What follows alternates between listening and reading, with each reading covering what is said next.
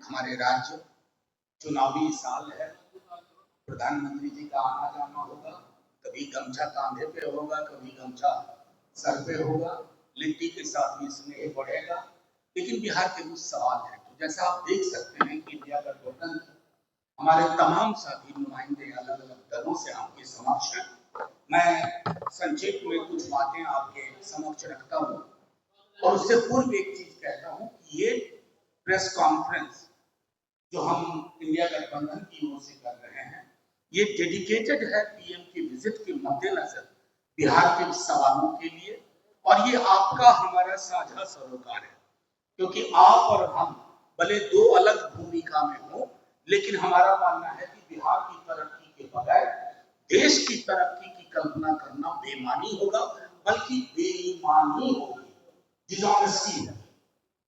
तो माननीय प्रधानमंत्री जी से पहला आग्रह है कि प्रधानमंत्री जी को मैं परसों सुन रहा था, परसों भुज में बोल रहे थे, पहलगाम की पीड़ा के बाद इस देश ने मैं भुला दिया था, हम के माध्यम से बात हो रही है। जो हम बिहारियों का भाव होता है, एक औसत बिहारी कभी मैं नहीं बोलता, हम बोलता है।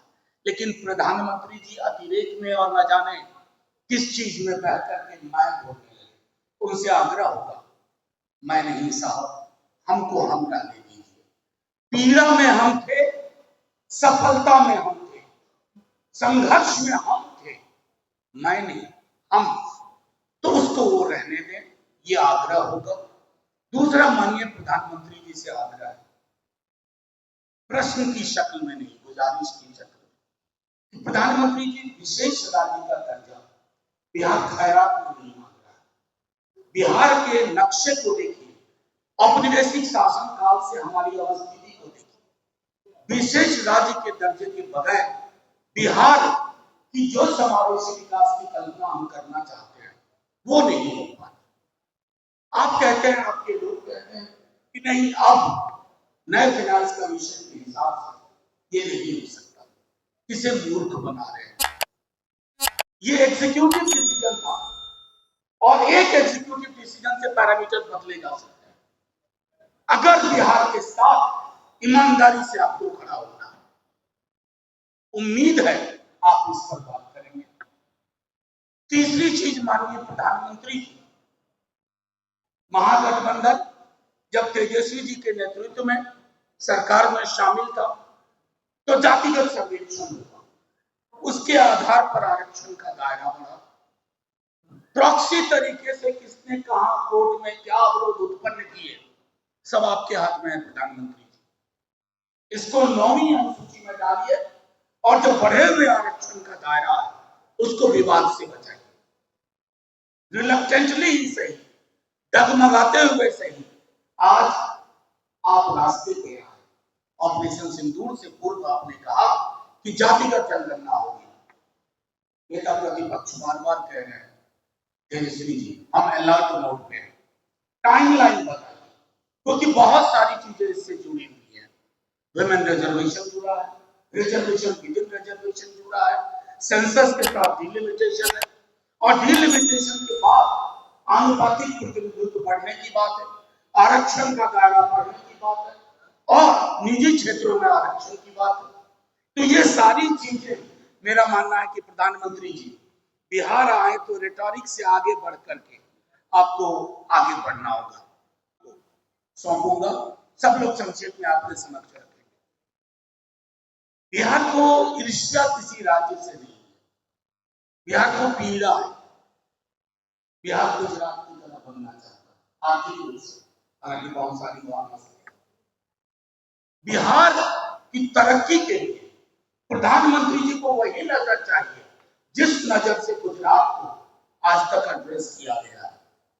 ये नहीं होगा प्रधानमंत्री जी कि निवेश गुजरात में, पूंजी गुजरात में, और श्रम शक्ति जनसाधारण से श्रमिक जाए बिहार से, तमाम आपदा को झेले।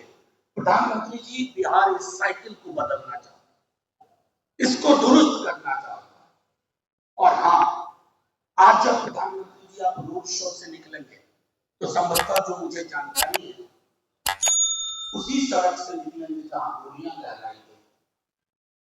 प्रधानमंत्री जी बस गुजर जाने को गुजर मत जाइएगा, थोड़ा ठहर जाइएगा और सोचिएगा बिहार की गवर्नेंस क्या है, कौन चला रहा है बिहार को। बिहार ना ऑटो पायलट मोड में है ना पायलट, और टर्बुलेंस बहुत है।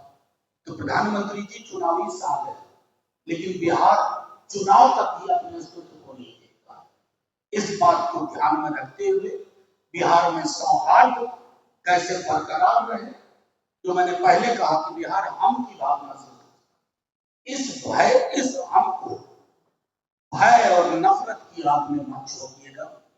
हम बहुत भुगत चुके हैं, आपसे ये आग्रह होगा। अब मैं आग्रह करूंगा हमारे कांग्रेस के साथी राजेश जी से, सब लोग संक्षेप में अपनी अपनी बात करें। मैंने कहा, संकेत में भी कहा, भाव में भी कहा, हमारे देश की सेना और पाकिस्तान की सेना का एक बड़ा फर्क है। पाकिस्तान की सेना या तो सरकार में स्वयं रहती है या अपनी मर्जी की सरकार चलाती है।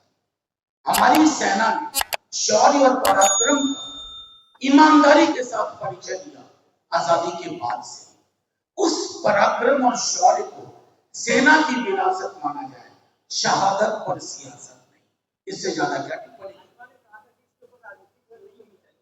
उनको तो चैरिटी बिगिंस एट होम, सबसे पहले तो उनको ही करना चाहिए। आप सबसे बड़ी पार्टी है, उदाहरण तो रखिए ना।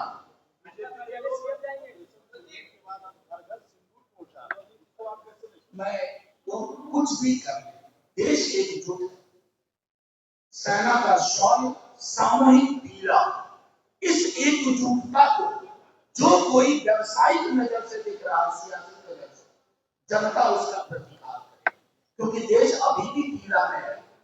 मुआवजे से, श्रद्धांजलि से खालीपन लोगों का खत्म नहीं होता है।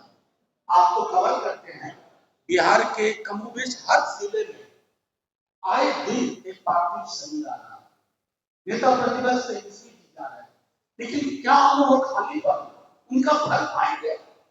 और अगर हम सियासत करेंगे तो उनको उनका खालीपन और बढ़ा।